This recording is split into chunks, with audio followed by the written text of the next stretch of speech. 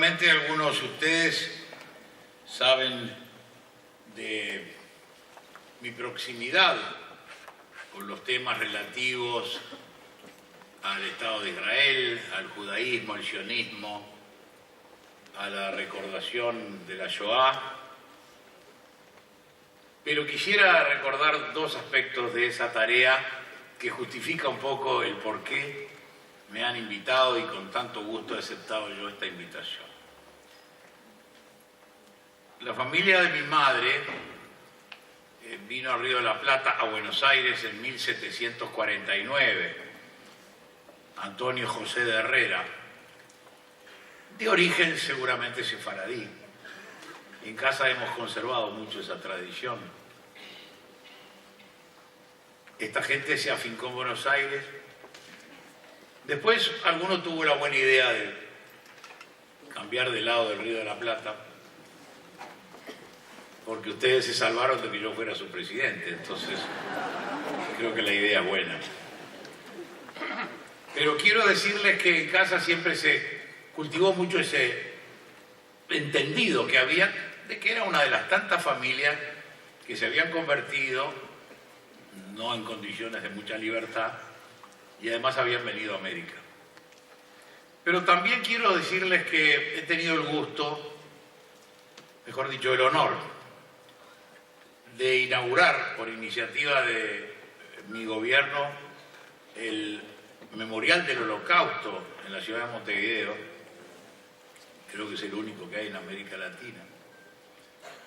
Y tuve el honor de presidir la Marcha por la Vida entre Auschwitz y Birkenau, por esa misma vía que ustedes vieron entrando a la puerta grande de Birkenau. En septiembre del año 94 tuvimos el honor de encabezar junto a una serie de rabinos y de ciudadanos de distintas creencias una marcha de 6.000 jóvenes que de esa manera querían testimoniar la permanencia de la memoria. Y hoy estamos reunidos aquí quizás para eso,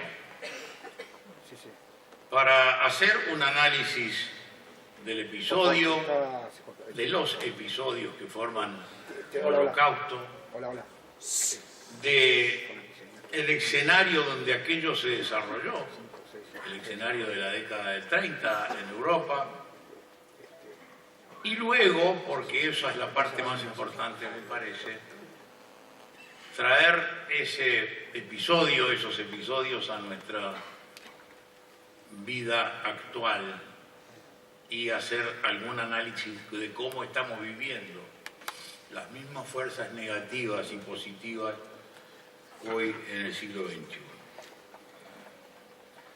Indudablemente que el ser humano, desde Caín, desde la caída primera en el paraíso y desde Caín, ha tenido ese signo en la frente. Yo escribí una vez, o recopilé una cantidad de tareas, discursos, conferencias, gestiones realizadas por judíos para que hicieran la alianza de la Unión Soviética, bueno, todo lo que he tratado de hacer desde mis distintas posiciones de gobierno en un folleto que se llama El guardián de mi hermano. El que lo quiera ver en Google lo puede encontrar. Y le puse ese nombre porque, como todos ustedes recuerdan, muerto Abel, Yahvé interpela a Caín y le dice: ¿dónde está tu hermano Abel? Y Caín responde: no sé, ¿soy yo acaso el guardián de mi hermano?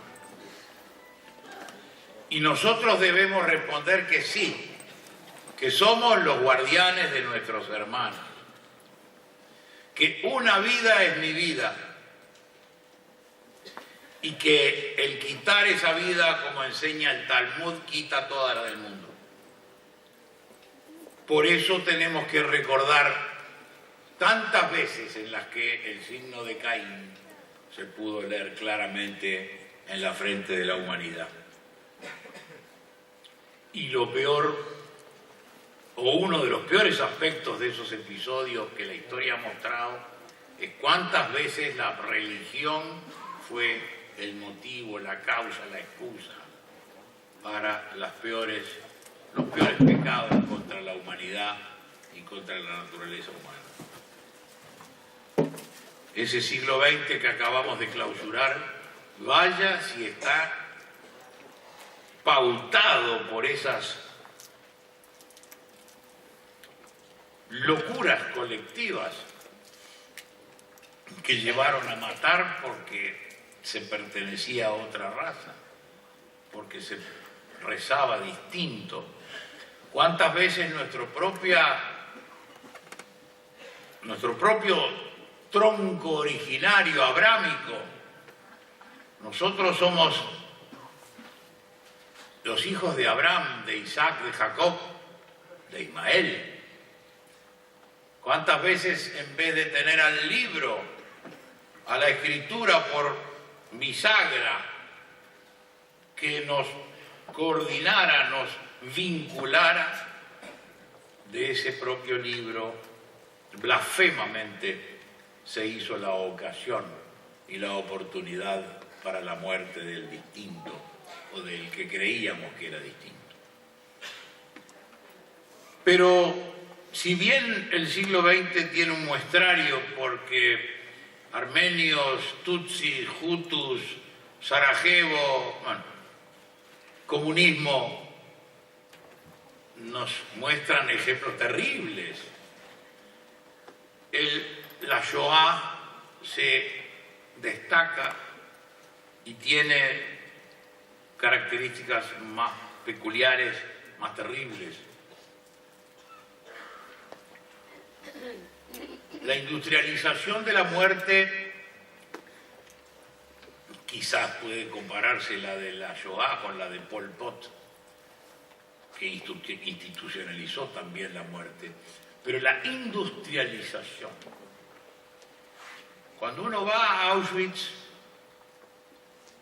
y, como decía Weissel, lo asalta la banalidad de la muerte, la banalización de la muerte convertida en un producto industrial, donde habría preocupación por la eficacia del gas que produjera más rápido el efecto de la muerte, donde la logística era un problema porque, claro, eran muchas personas, eran muchos volúmenes humanos, mucha materia humana la que debía ser pasada por ese proceso siniestro. Proceso siniestro en el que la clasificación apela a los peores sentimientos, porque del lado de la muerte quedan los que son de otra raza, los que son de otra pigmentación, los que son discapacitados, los que son gitanos, los que son... Es decir, se convierte a la humanidad en un lugar en el cual alguien dictamina la vida y la muerte en forma industrial. Nosotros pertenecemos a la civilización judeocristiana, para ser más exacto, judeo-greco-romano-cristiana. Yo soy católico, apostólico, romano, practicante y educado por los jesuitas, y por suerte se me enseñó a estudiar la historia desde el origen de lo que es nuestra civilización. Y lo esencial que aporta primero el judaísmo y luego el cristianismo es el valor de la vida. Si tuviéramos que llevar a su esencia nuestra creencia, el cerno de nuestra fe es saber que cada ser humano es único e irrepetible, que desde antes de los tiempos está en la mente y en los cálculos y en las proyecciones de Dios la existencia de ese ser humano, que tiene una peripecia vital y que, repito, sabemos y creemos como esencia de nuestra fe que es distinto e irrepetible. Por eso el tomar esa vida implica incidir en los planes de Dios, implica borrar, corregir, tachar la obra de Dios en la creación de cada uno de nosotros. En el Holocausto se produce, como decíamos, este fenómeno, esta acción en forma industrial, multiplicada. Y les confieso, y supongo que les habrá pasado a muchos de ustedes si visitaron esos lugares terribles, se produce un cuestionamiento de la fe, se produce una vacilación, se produce una sensación de vacío, de silencio de Dios. Tambalea la fe. El mal se objetiva. Si alguien cree que no existe el mal, el principio negativo, el maligno, bueno, lo que sabemos que existe desde la caída original, que vaya a esos lugares para poder palparlo, olerlo, mirarlo. Recuerdo que al final de ese día de la marcha por la vida yo le comentaba a mi esposa, me han hecho tambalear la fe. Esta obra maligna, oscura, de muerte, me ha hecho un daño, me ha hecho estar en el borde de perder la fe. Y por eso nosotros tenemos que recordar para fortalecer nuestra fe en la vida humana, en el Lejaim, en esa vida única e irrepetible que se nos ha dado en custodia, porque son nuestros hermanos y nosotros somos el guardián de nuestro hermano.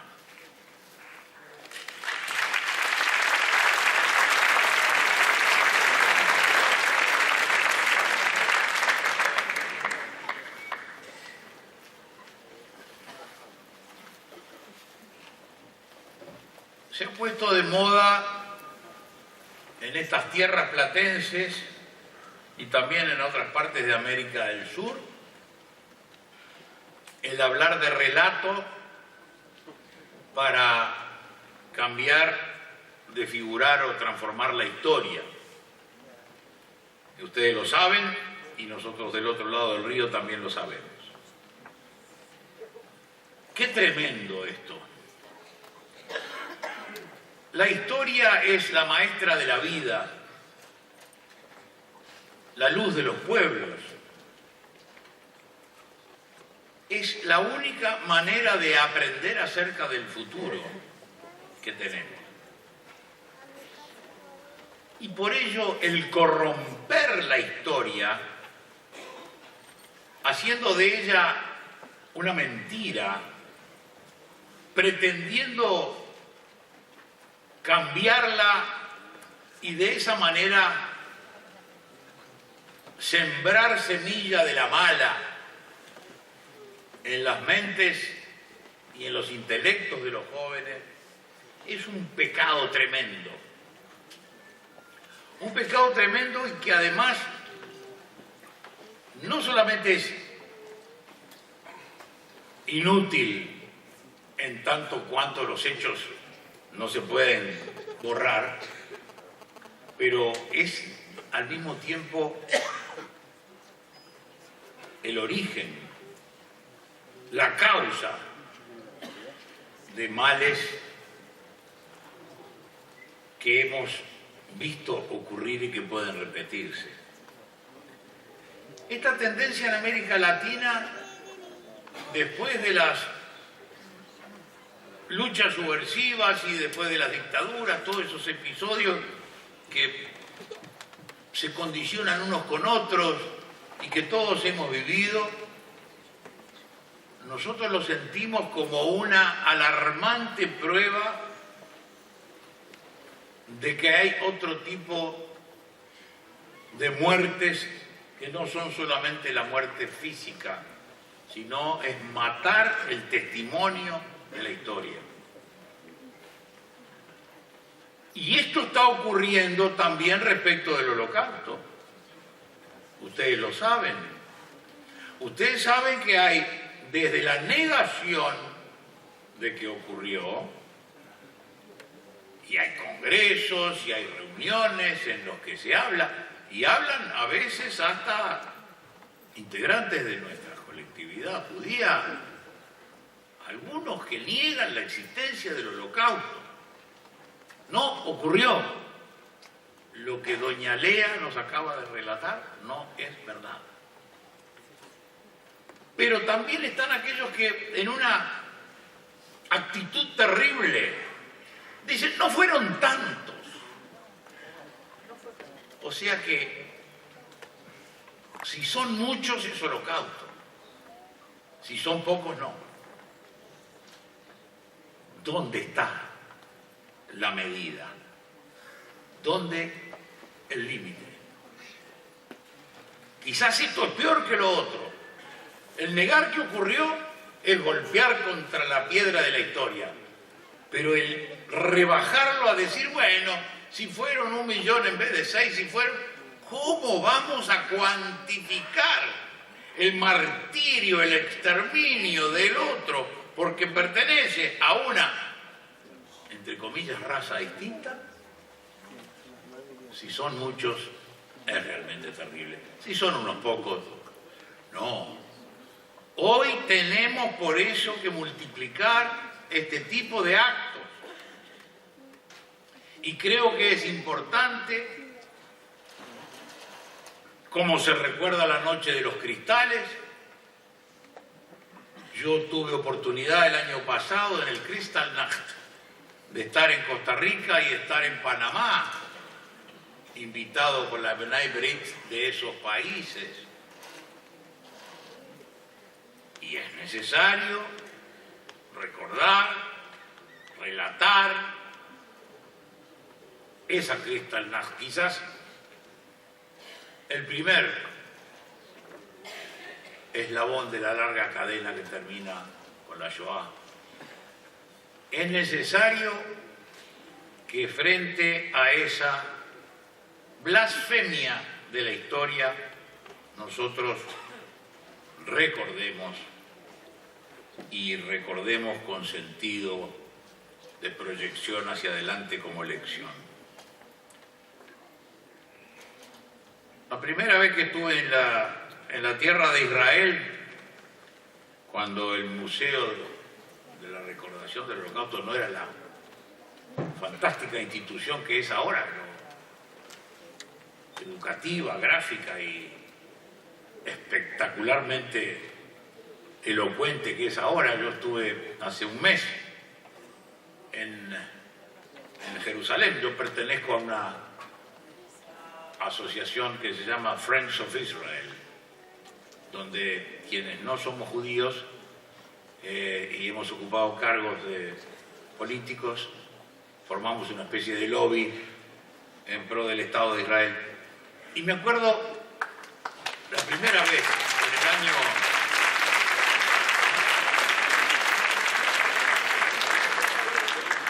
Sí, el aplauso, gracias, pero vamos a trasladárselo fundamentalmente al presidente José María Aznar, que fue el que tuvo la iniciativa, y es el que preside este grupo.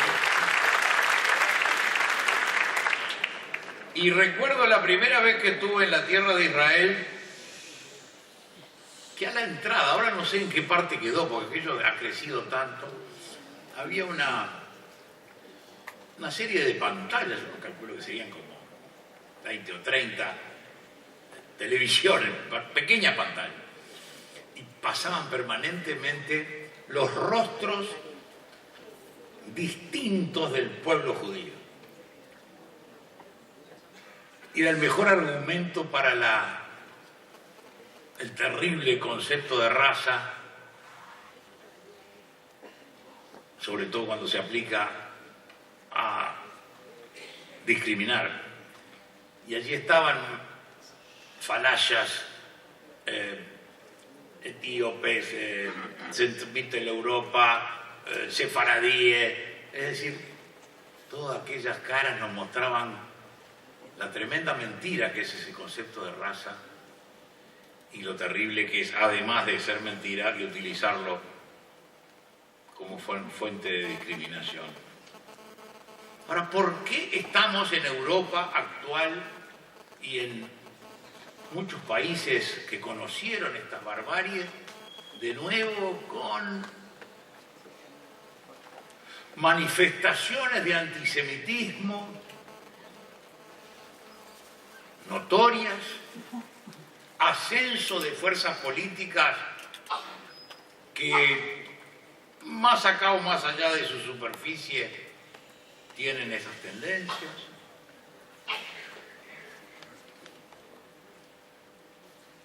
Podemos suponer que el mundo no aprendió la lección.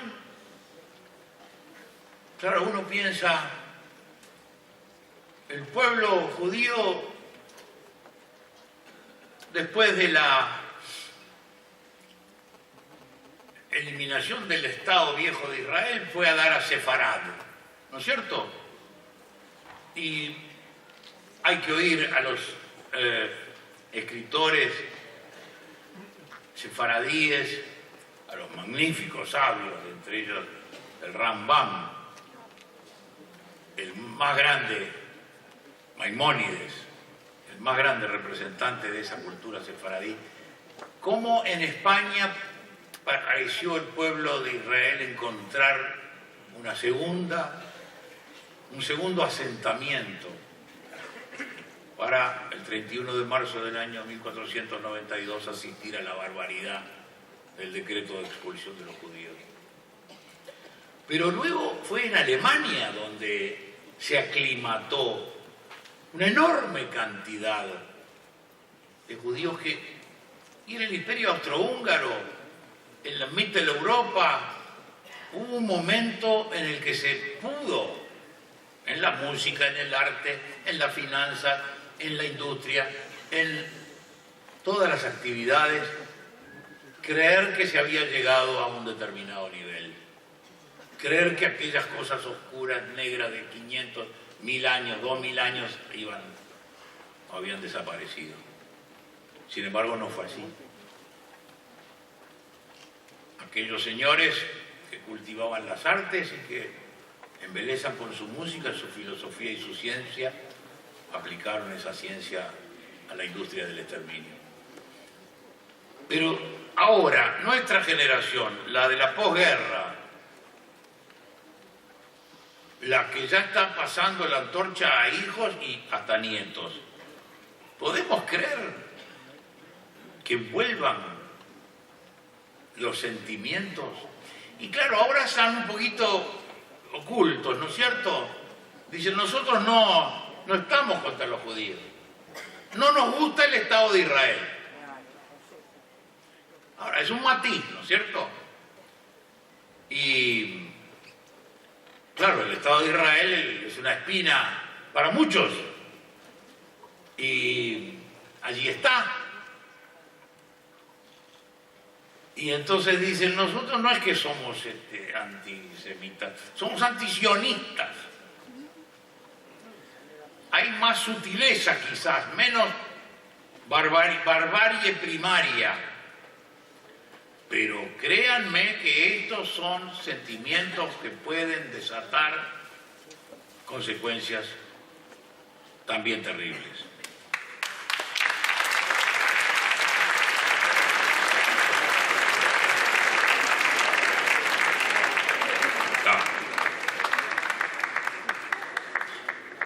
Estimados amigos, estas son reflexiones un poco desordenadas y que iban para mucho más, pero les vamos a poner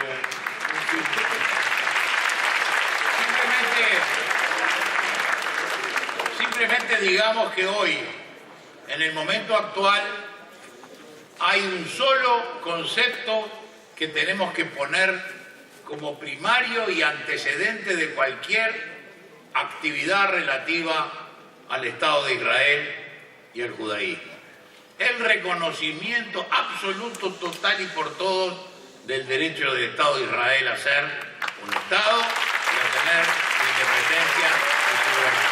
Muchas gracias.